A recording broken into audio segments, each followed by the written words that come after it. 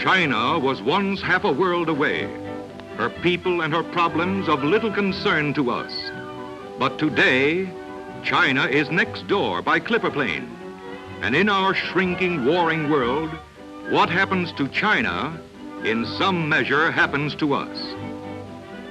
Here is a land of vast distances, 1/3 again as large as the United States. Here, 450 million people have chosen to fight for freedom. Here began the spreading fire of war, the ruthless mechanized attack on civilization, which now encircles half the globe. The world expected easy conquest and defeat, but many bitter years have passed, and China still fights on. The whole world wonders what makes this miracle. What is the secret of unconquerable China? That is the question Rey Scott, young American correspondent and cameraman, determined to answer. Scott knew China. He had covered the war from the time invasion first struck the Shanghai front. He saw the lost battalion in its heroic stand, the flaming ruins of Shanghai, Canton, and Nanking. So Scott went back to China, this time with a motion picture camera, a camera destined to get the China story from Hong Kong to the borders of holy Tibet. And now, into China with Rey Scott.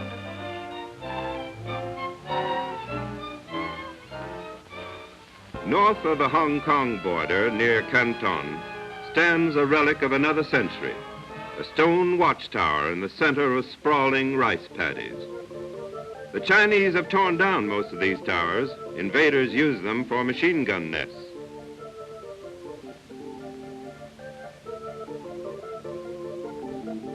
China is the country of the good earth. Her people live close to the soil. And while the men are off to war, the women carry on in the fields. This peasant woman uses a fan to shield the baby on her back from the blazing rays of a South China sun. The crop, for the most part, is rice, China's staff of life.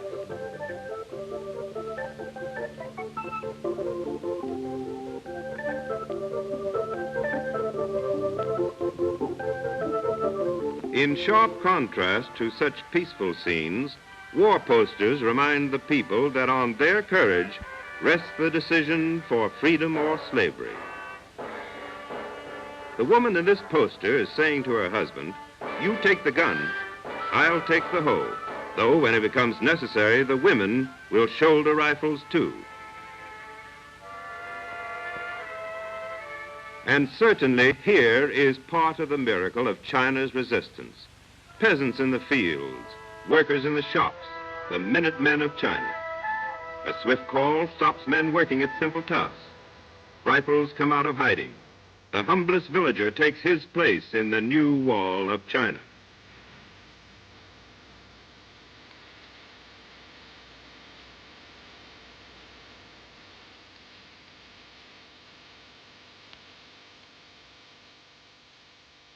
Actors in a grim drama, the guerrillas are difficult to conquer because they're hard to catch.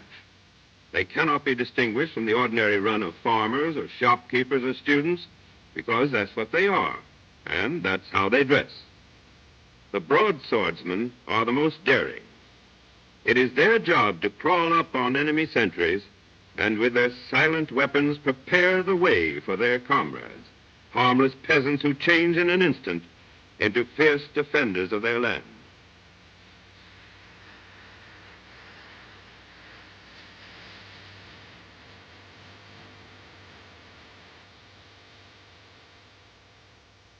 Bands of guerrillas like these ought to be found all over China, even behind the enemy's lines, raiding garrisons, blockading roads, blowing up bridges, harassing the Japanese with lightning thrusts.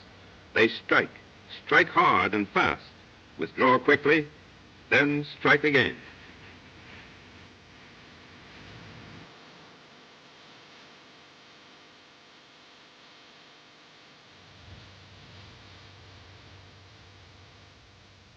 The guerrillas have their own Red Cross units. Picked women and girls are recruited for nursing. Others do sentry duty. All are alert eyes closely watching strangers and travelers, quick to detect a suspicious or traitorous move.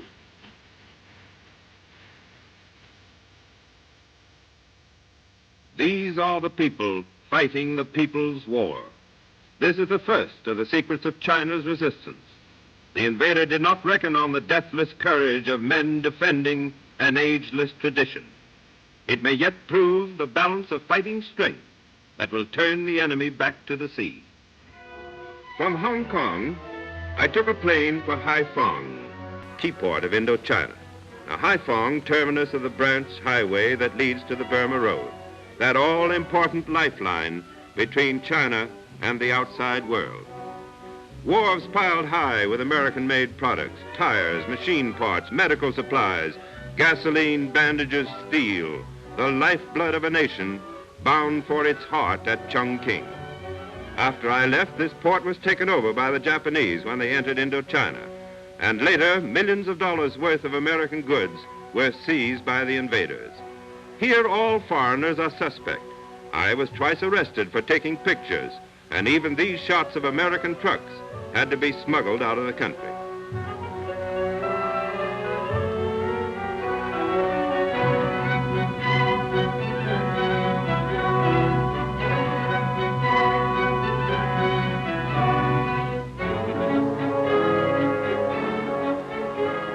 These are but a few of thousands of trucks waiting to be driven up the tortuous road to Chongqing.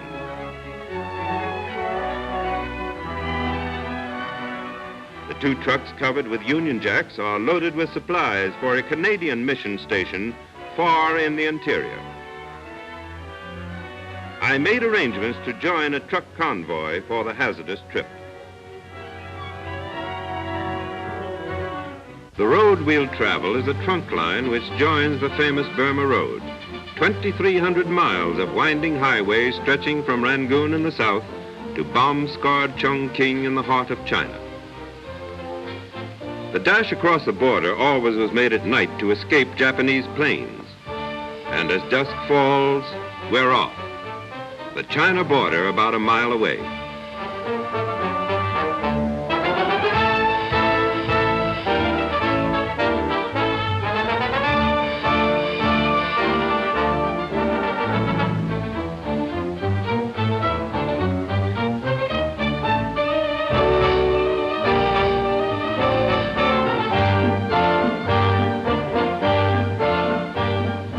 We drive on all through the night, wondering what may be waiting around each turn of the road.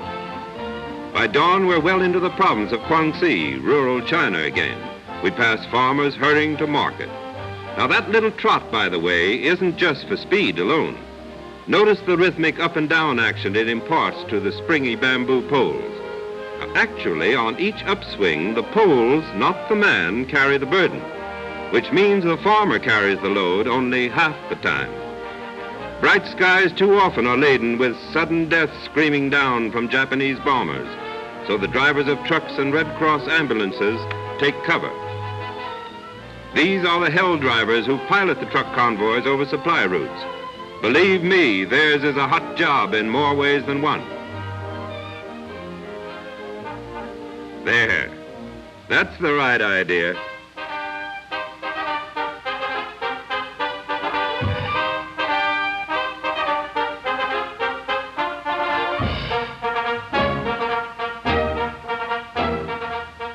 Rivers are still busy highways. There's rice on its way to another village. Roads in China, especially for motor transport, are new, but rivers are as old as history. This ferry is only the first of dozens on the southeastern road.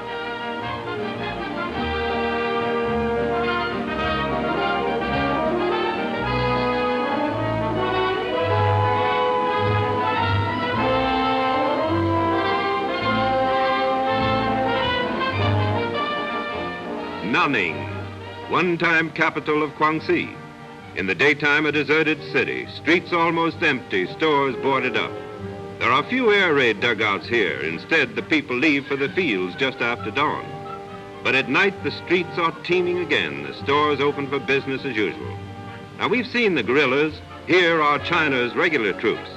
Camouflaged with leaves and foliage, these are the frontline fighters who have borne the brunt of China's warfare against terrific odds. Theirs is a gallant record. for give the Chinese soldier something tangible to fight for, and he's the equal of any fighting man on earth.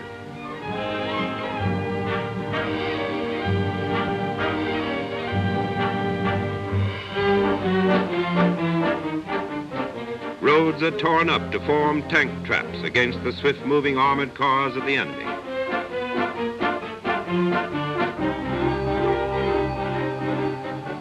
At least half of the young men being trained in China's interior are volunteers.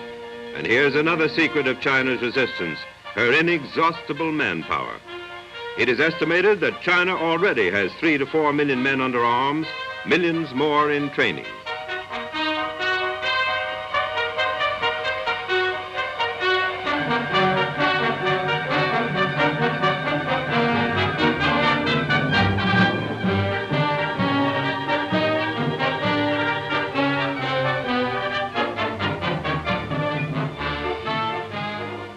Young Kai Ming, who was a student when the war broke out, camouflages his helmet.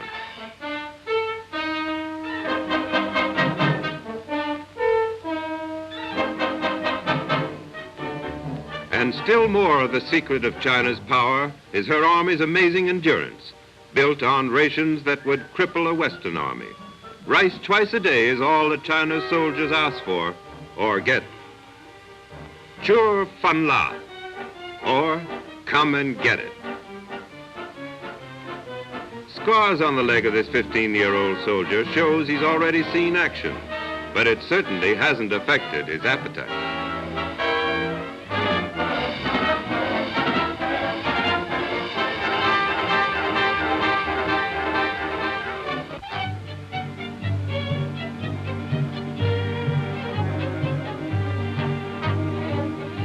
Seemingly in never-ending procession, trucks swing along the Burma Road, the route above all others the Japanese want bombed out of existence. The Burma Road may truly be called the one great symbol of the miracle of China, built by free men, not slaves, as were the ancient pyramids. 1 million workers, men, women, and even children, literally tore away whole mountainsides with their bare hands and primitive tools. They cut through miles of rock, graded down hills, filled in ravines. An unparalleled of mass heroism. Casualties were high. Thousands died to build the highway that has kept China alive.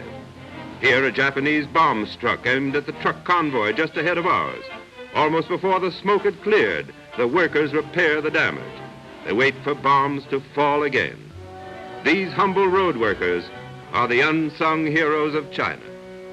Time and again, the convoy takes cover to hide from Jap bombers. Drivers smear mud over the gleaming red crosses of the ambulances. Red crosses are bright targets for the marksmen overhead. Keep supplies moving. That's the never-ending cry. And no possible route is overlooked. The tiniest stream is a carrier. Whole boatloads are dragged upstream by gangs of men trudging along the shore.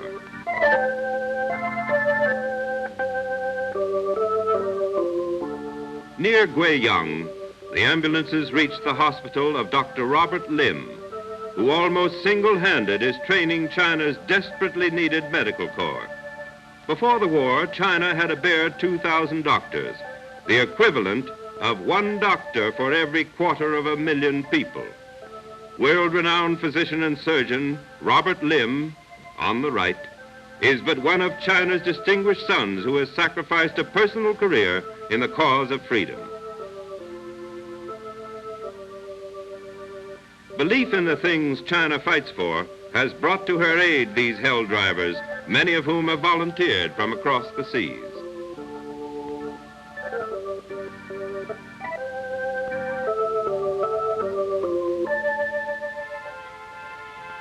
China is a land of many peoples. Here in the marketplace of the village are members of an ancient tribe, the Miaos. Many centuries ago, these people retreated before the invading Huns, and today live far back in the mountains where they still preserve their ancient dress, their tribal customs, and their own language. They come to town only on market days. The Chinese call them the shy people. But even the shy people have taken the cause of China as their own, and when the war came to the Burma Road country, they volunteered to fight, and tribesmen comprise a fifth of China's army.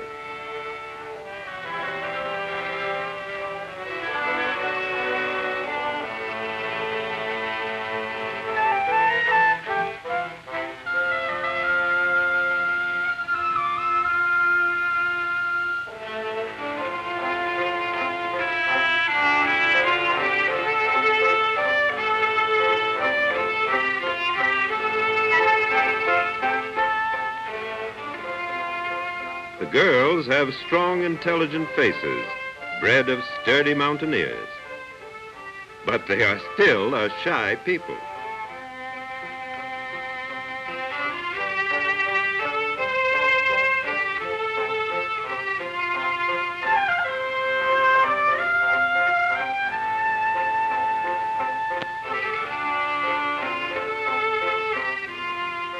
Eggs are sold here by weight rather than by the dozen.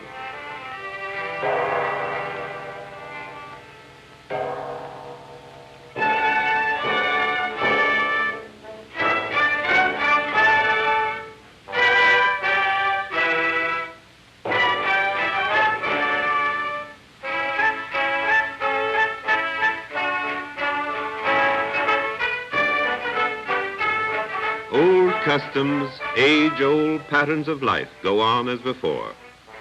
Tiger hairs are fastened to the baby's forehead so that evil spirits will mistake it for a tiger and leave it strictly alone. Smoking was known to China long before Sir Walter Raleigh introduced it to the Western world.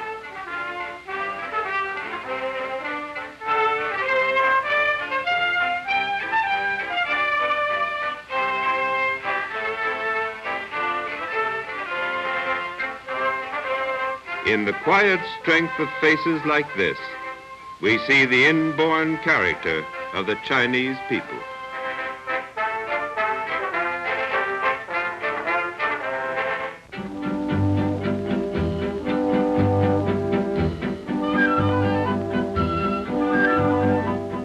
Thousands of feet above sea level, the Burma Road rides at the top of a mountain range, opening up breathtaking vistas of 100 miles and more, but bringing peril in the form of sheer drops into great chasms.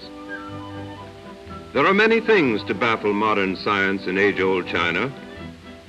American engineers had said it would take 7 years to build this road with the best of modern machinery.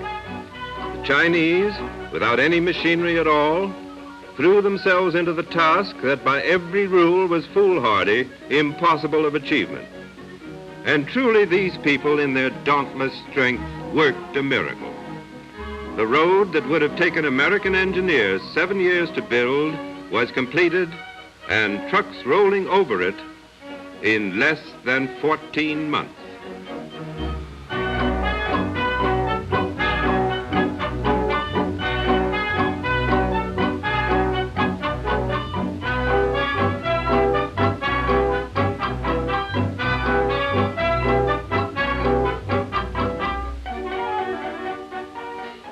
The road carries two-way traffic. What exports China can spare are trucked to the coast to be traded for more war materials. On every hand is contrast. These pony trains of another era still are in use on all of China's highways. The red tassels mark the lead ponies, and mountain coolies are still carrying their share of war supplies.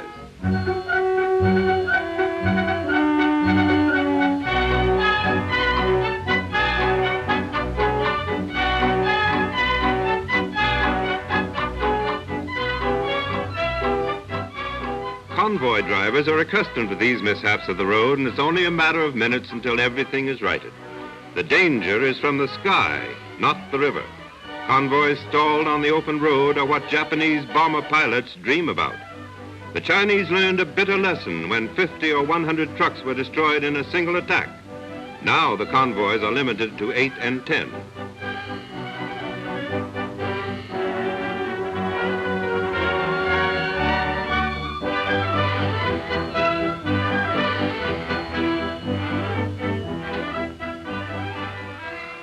Chongqing at last, nerve center of China at war.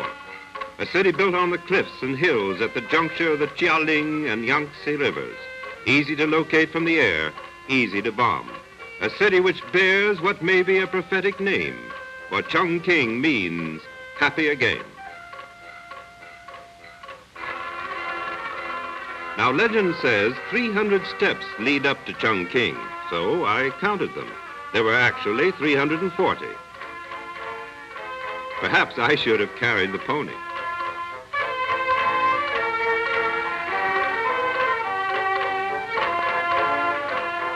The people of Chongqing have been subjected to relentless air raids. But the big raid, the raid Japanese militarists have vowed would blast Chongqing from the face of the earth, that raid is yet to come. Meanwhile, amid the debris which testifies to the ferocity of previous attacks, life goes on.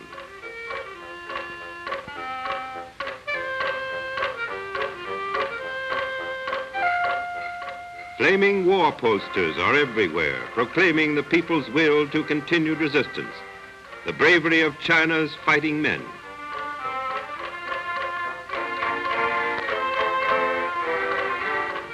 Chongqing is a city both old and new, a combination of the East and the West. Modern structures, public utilities, automobiles. The marble building on the left is the Bank of Sichuan. You will not recognize it the next time you see it. This is the Bank of Communications.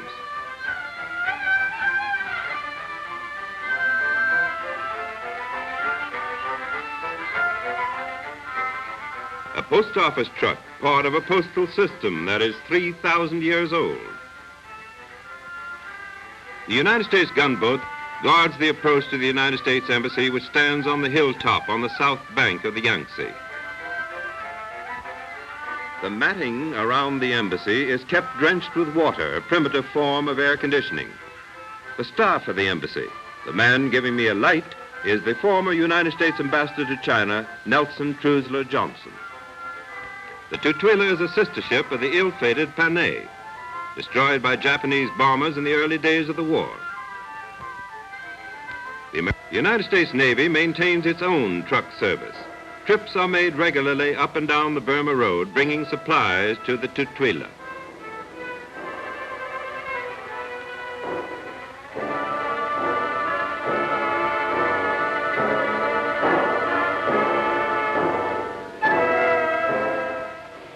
Its hills and cliffs provide Chongqing with a perfect site for air raid shelters, and quite literally, the city is dug in for the duration. Day and night, laborers are busy building new dugouts, enlarging old ones, making all more livable, more comfortable, more secure for whatever lies ahead.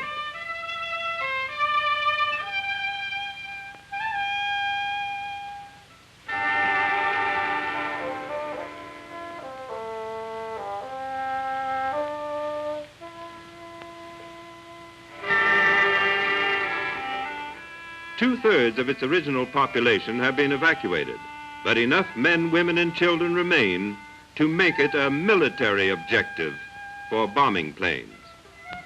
But if it's a miracle that's saving China, here truly is an awe-inspiring part of it.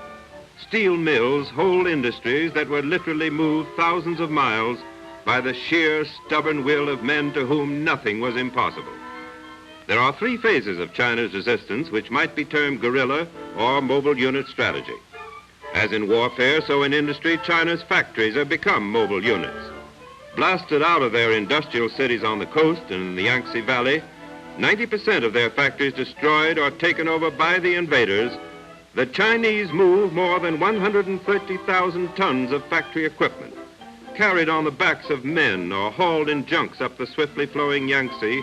Whole factories were reassembled 1,000, 1,500 miles into the west and are in operation today. Just another secret of China's resistance.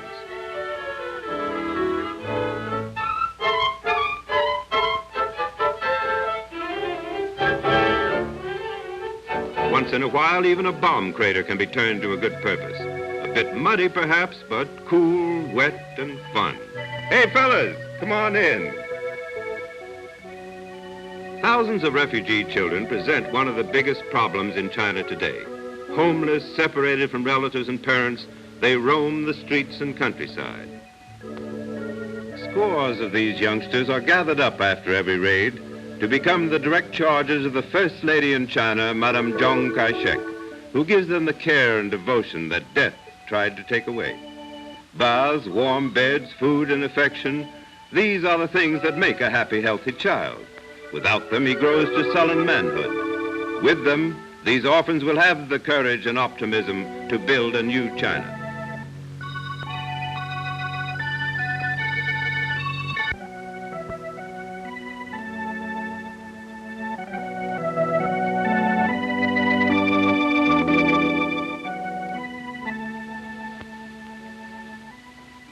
I told her not to watch the camera. She's trying awfully hard, but...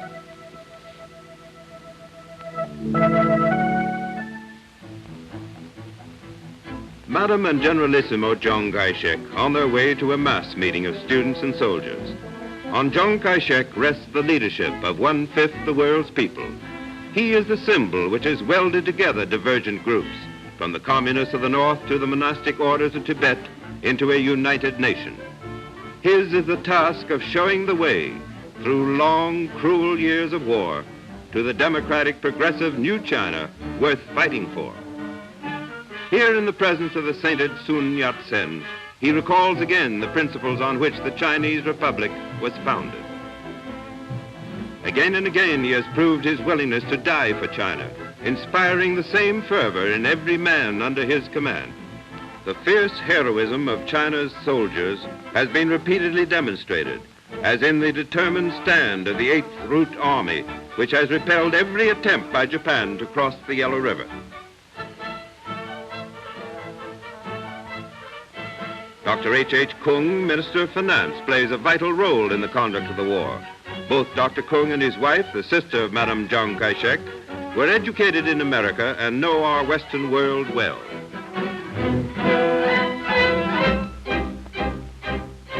Chiang Kai-shek is the youngest of the Sung sisters and probably the most famed graduate of our own Wellesley College. There is a third and equally beloved Sung sister, the widow of Sun Yat-sen. The devotion of the Generalissimo to his lovely wife is one of the legends of China. Madame Chiang herself is a symbol of the new China. Less than a generation ago, women in China had no status outside the compounds of their husbands' homes. Today, millions of young women following her example are training themselves for an active and creative role in national life. But not far from the restful garden of Chiang Kai-shek, the marching feet of China's fighting men trudge down a dusty road.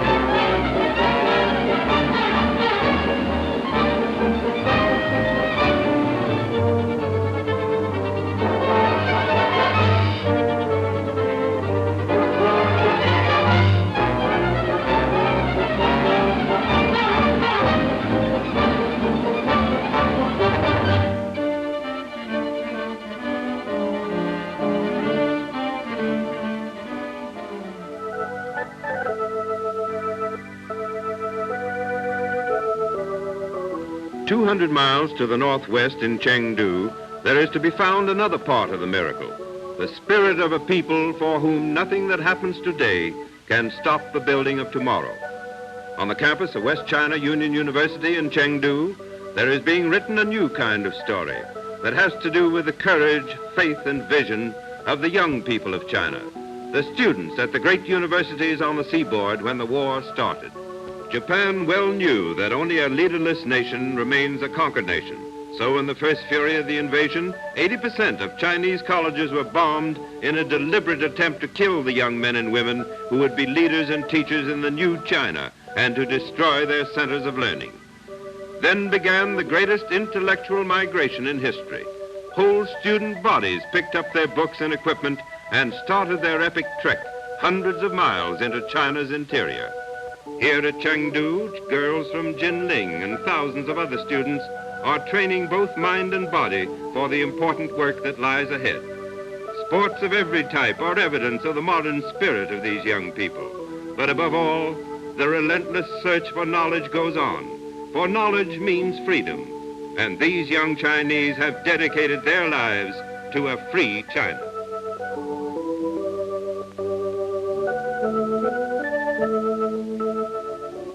Refugees make soft-soled shoes in a cooperative workshop. Certainly here is a most important part of New China. For this is true democracy. It's help yourself by helping your neighbor. It's a new hope for hundreds of thousands of refugees. And far from the east, it's a tremendous source of things China needs to care for itself and to keep out the invader. Indusco, they call it, the industrial cooperative. And since the movement began in the summer of 1938, more than 3,000 of these vest pocket industries have been scattered throughout the interior of China, each owned and managed by the workers themselves. China is a land of many religions. Processions like these are typical, priests and nuns ceremoniously threading their way through the streets. Taoist monks in their resplendent robes. Taoism is the earliest of the Chinese religions, older even than those of Buddha and Confucius. Its ancient philosophy prizes culture and the achievements of the spirit above material possessions.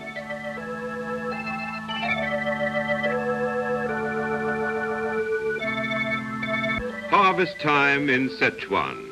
Rich black earth fed by the oldest irrigation system known to man produces a bumper crop. Everywhere I went, I spoke to the people. These farmers far in the interior told of machine gunnings of their tiny villages. Yes, the meaning of invasion has been brought home to them. They made it clear and emphatic. They want no peace without victory.